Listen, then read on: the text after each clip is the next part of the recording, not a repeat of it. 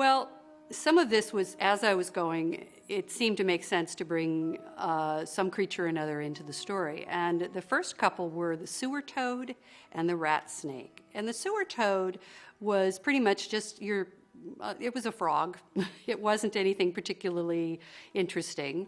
It had multiple eyes and was kind of gross looking. And then the rat snake was sort of reptilian and looked somewhat like a rat and somewhat like a snake.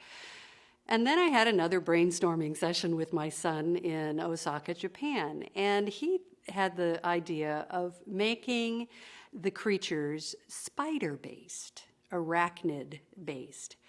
And so I went back then and revisited the sewer toad and the rat snake. They became essentially based on spiders. So now they had 8 legs and they had segmented bodies, and they were even creepier than they had been before.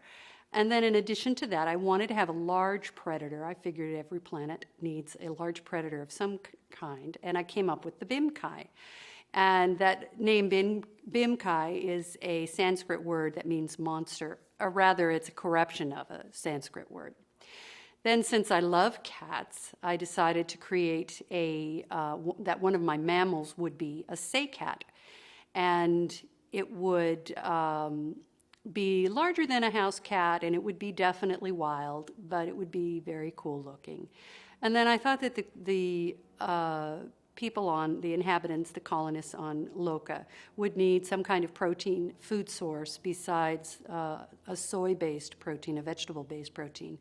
And so there were creatures on the planet that they named droms that sort of looked like a cross between a camel and a llama. And they took that drom and with genetic engineering made them bigger and made them a better, larger food source for the colonists.